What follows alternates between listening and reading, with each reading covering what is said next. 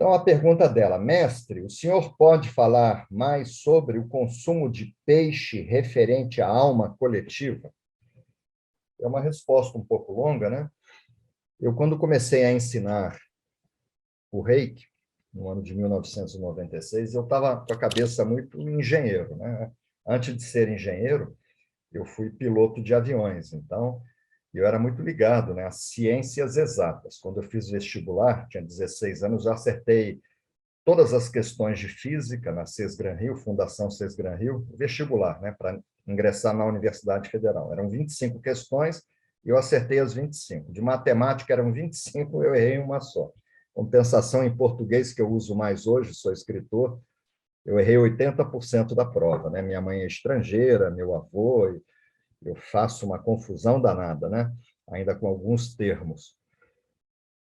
Mas eu, quando entrei no caminho, porque o Reiki é um caminho, eu estava muito ligado às ciências exatas. E algumas coisas eu ensinava o Reiki, entendeu? De uma maneira muito racional, e o destino me levou à Índia.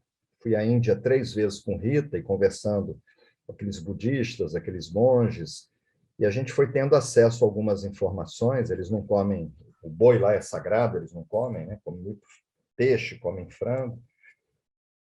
E a gente recebeu algumas informações. Eu não vou chegar para vocês e falar assim, olha, é isso. Essa é a verdade. Eu não vou falar. Eu vou dizer para vocês o que eu escutei lá na Índia de um monge. O monge disse o seguinte, e tem mais, essa informação vocês vão encontrar no livro Fisiologia da Alma, que eu já recomendei para vocês, do Ramatiz. E tem um outro livro chamado Magia de Redenção, também da Editora do Conhecimento, do Hercílio Mais, que aborda esse assunto. Então, o que eu vou passar para vocês está em alguns livros psicografados, são livros espíritas, tá? Com essas informações, mas que a gente escuta isso lá na Índia.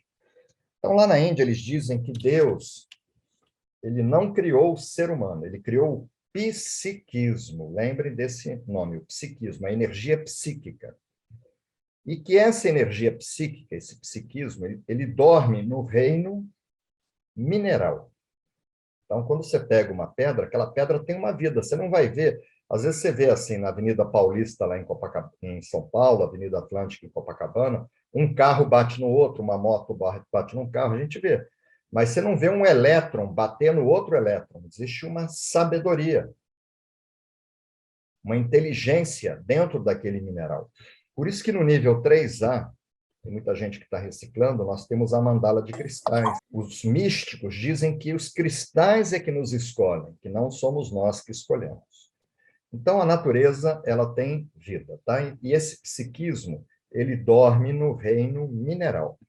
E o reino mineral sofre uma evolução para o reino vegetal, tanto é que os vegetais, eles absorvem nitrogênio, fósforo, potássio, cálcio, magnésio, então eles absorvem minerais, né? Então, esse psiquismo, ele evolui no reino mineral para o reino vegetal. E no reino mineral ele estava dormindo, e no reino vegetal essa energia psíquica, ela já sonha, ela tem sonhos, tá?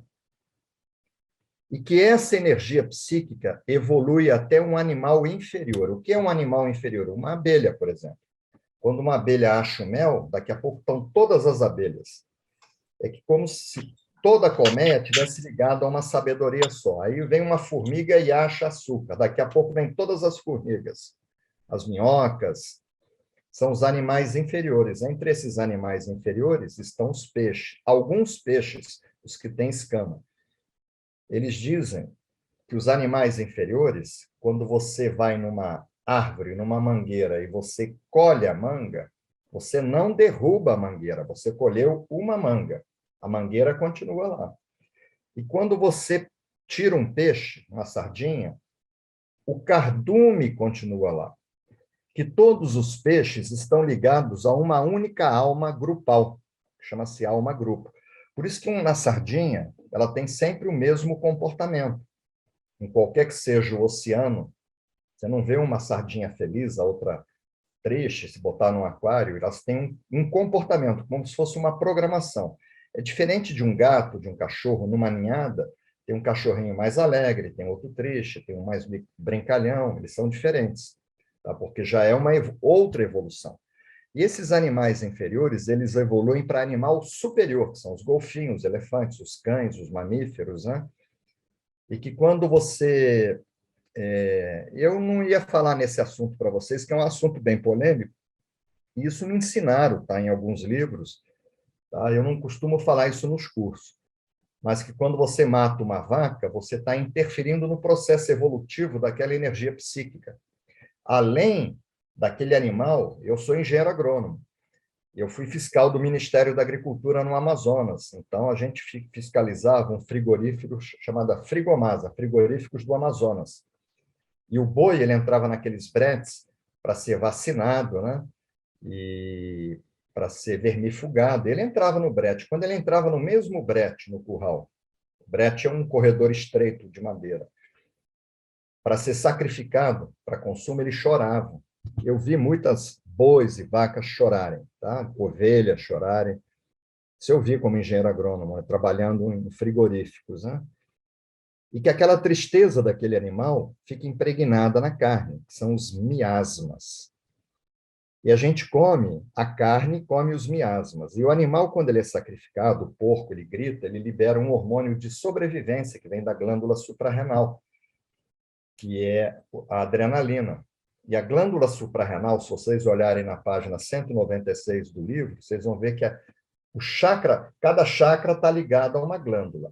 O primeiro chakra suprarrenal, o segundo glândulas sexuais, glândulas pancreáticas, timo, tireoide, pituitária e pineal. São 7 chakras, 7 glândulas. E a primeira glândula ligada ao chakra da sobrevivência, que é o Muladhara Chakra, isso é matéria de nível 2, os chakras, né? Está ligado a uma glândula que produz o hormônio de sobrevivência, que é a adrenalina, que te dá força para você lutar, para você fugir. E todos os hormônios são cristais em forma líquida. Então, quando o animal libera esse hormônio, a carne ela fica impregnada com esses cristais que baixam a vibração para o primeiro chakra, que tem cor vermelho. O vermelho não é ruim, ele está no arco-íris.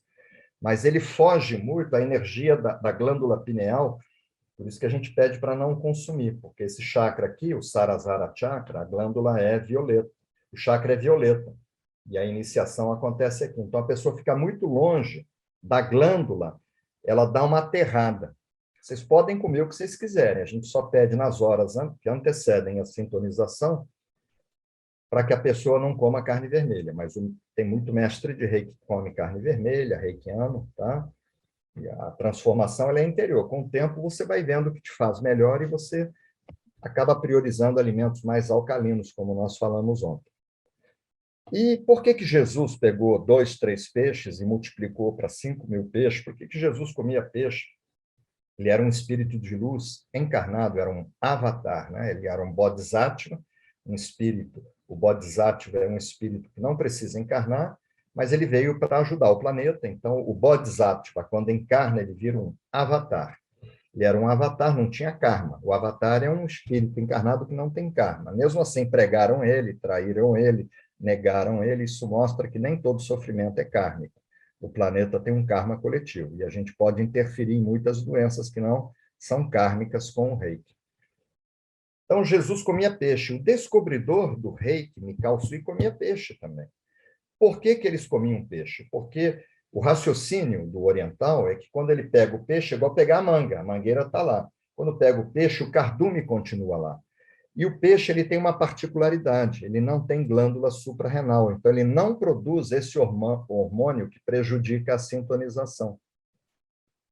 Então a gente percebe, né, no Japão come-se muito peixe, né? Sushi, sashimi, aqueles pratos todos, eles comem peixe cru, né? Eles comem muito peixe. E os professores de reiki também, mas vocês podem comer o que vocês quiserem, tá? Com o tempo, vocês vão percebendo o que faz melhor para vocês e vocês vão priorizar alimentos mais saudáveis, tá? Então, eu acho que eu respondi, tá? Não há interferência no processo de evolução, você não está impedindo que o espírito evolua, né? Isso é a visão indiana. Eu estudei Osho Neo Reiki, a versão do Rajneesh, do Osho, na Índia. E a gente aprende essas coisas na Índia, tá? Só que tem 2 livros que eu recomendei para vocês.